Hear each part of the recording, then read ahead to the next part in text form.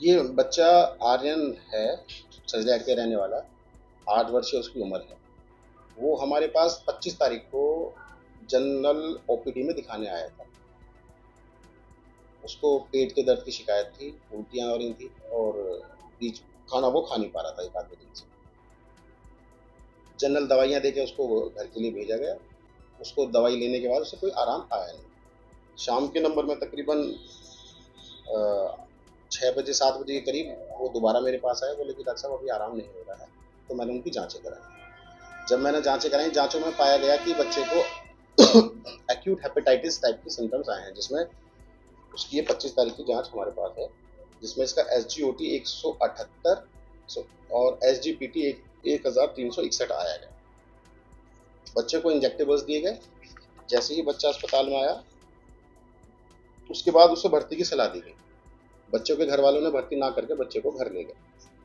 अगले दिन शाम को तकरीबन 6 बजे के करीब बच्चे दोबारा से मेरे पास आया और बोला कि जी उल्टी में तो आराम है, लेकिन कमज़ोरी बढ़ती जा रही है, चलने फिरने में थोड़ी दिक्कत बता रहा था। तो उसको मैंने कहा कि भाई इस तरीके से ट्रीटमेंट नहीं होगा, आपको भर्ती रहना पड़ेगा वहाँ पर। उसको हमने फिर भर्ती करा 26 तारीख की शाम को। जैसे ही उसको भर्ती करा, उसकी जाँच दोबारा से कराई गई, तो उस दिन इसकी जाँच की 26 तारीख की जाँच है।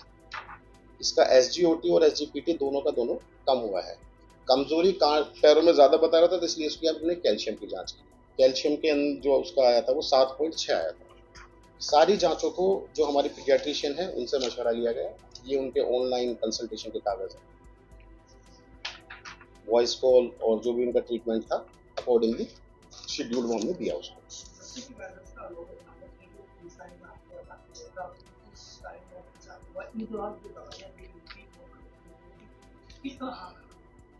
ये बिल्कुल बेबुनियाद वाली बात है कि 23 तारीख को भर्ती हुआ था। भर्ती हमारे यहाँ 26 तारीख को हुआ है और ये उसके फाइल है।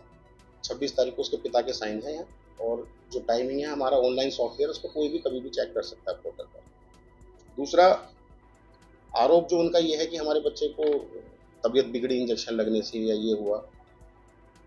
27 तारीख की सुबह, 26 को हमने उसको भर्ती करा, 27 की सुबह में बच्चों को पैरों की कमजोरी लगातार बढ़ती है, पेट की दिक्कतें सही हो रही हैं। 11 बजे के करीब उनके माँ बाप से मेरी बात हुई, तो मैंने उनको मशवरा दिया कि जो हमारे पीडियाट्रिशियन है वो तकरीबन 1-1:30 बजे के करीब आएंगे। चाहे तो आप उनसे कंसल्टेशन कर सकते हैं, अदरवाइज आप किसी बड़े सेंटर में दिखा सकते हैं। नहीं, बच्चे को दिल्ली बाद की बात है। उसके बाद बच्चा यहाँ से चला गया 27 तारीख की सुबह में। सुबह मतलब अराउंड 12-1 बजे के करीब लमसम। उसके बाद वो बच्चा TMU में गया। TMU में बच्चे को भर्ती कराया गया। ये उसके भर्ती कागज़ हैं जो ये दर्शाते हैं कि इनकी एप्लीकेशन बिल्कुल गलत है। ये 27 तारीख को TMU में भर्ती हुआ है बच्चा और 29 को वहाँ से छुट्टी हुई है। जब TMU में बच्चा गया तो उसके पैरों की नसें लगातार कमज़ोर होती जा रही थी। इनिशियल डायग्नोज जो उसका वहाँ पे बना वो GBS सिंड्रोम बना। GBS सिंड्रोम एक ऐसा सिंड्रोम होता है जिसमें ऑटो इम्यून डिजीज़ है ये। इसमें ना तो कोई डॉक्टर ना कोई दवा के कारण ही किसी मरीज को हो सकता है कभी भी। वहाँ पर उसको, संजय को ये सलाह दी गई कि बच्चे को कुछ इम्यूनोग्लोबिन के इंजेक्शन लगेंगे और साथ साथ में उसकी रीढ़ की हड्डी से एक जांच ली जाएगी, जिस पर संजय ने उस चीज़ को इनकार कर दिया कि रिफ्यूज़ कर दिया है कि मैं इंजेक्शन नहीं लगवा पाऊंगा और ना ही मुझे रीढ़ की हड्डी की जाँच करानी। संजय बच्चे का पिता। उसके बाद वो बच्चे को उन्होंने डॉक्टर से कहा कि जी हमें कहीं आगे के लिए आप रेफ़र कर दीजिए। तो प्लाज्मोफेरेसिस एक थेरेपी होती है जो मुरादाबाद में अवेलेबल नहीं है, जो कि टर्शियरी सेंटर है खुद अपने आप में TMU। तो उन्होंने उसके आगे के लिए सलाह दी।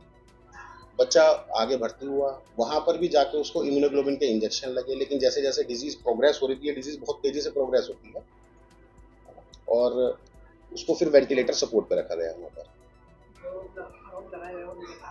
पूरी तरीके से निराधार है। ये एक GBS एक ऐसी बीमारी है इसको जो अपने आप शरीर की ही खिलाफ एंटीबॉडी बनाती है, जिसमें नसों का पैरालाइज होना शुरू हो जाता है, जिसको हम कहते हैं ऑटो इम्यून डिजीज। इसमें ना तो कोई भी डॉक्टर अपने चाह के भी ये बीमारी किसी मरीज को दे, गलती तो बहुत दूर की बात है। क्यों आरोप लगा रहे हैं?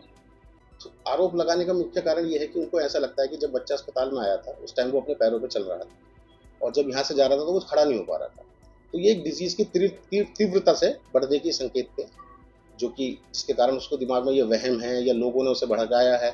जबकि मेरी डॉक्टरों से सभी जगह बात हुई है, उन सब ने कहा कि हमने इसके पेरेंट्स को समझाया कि ये जीबीएस बीमारी है, क्योंकि जहाँ भी उसने बच्चे को भर्ती कराया उसने यही बताया कि हमारे बच्चे को इंजेक्शन लगे और उसके बाद ऐसा हो गया। तो डॉक्टर ने उससे कहा कि ये इंजेक्शन लगने के कारण नहीं है और ना ही ये कहीं सत्यापित है। तो संतुष्ट है आपकी बात से? हाँ, अब आके मैंने जब उनको समझाया, मैंने उनको बोला कि लगातार आप मेरे साथ इस तरीके की हरकतें करोगे, डिफेम करने की मुझे कोशिश करोगे, तो मैं आपके खिलाफ एफआईआर दर्ज करूंगा। आरोप लगने के बाद कुछ मीडिया खबरें कि आप हाँ, तो क्या आप आरोप, बच्चा दिल्ली से वेंटिलेटर से वापस हटा, तकरीबन महीने भर उसका वहाँ ट्रीटमेंट चला, उसके बाद बच्चा वापस घर आ गया। डॉक्टरों की सलाह इसमें ये होती है कि तकरीबन 3 से 4 महीने बच्चे को physiotherapy, proper hygiene, proper movement ये रखा जाए। यही सलाह देकर उसकी छुट्टी करेंगे वहाँ से।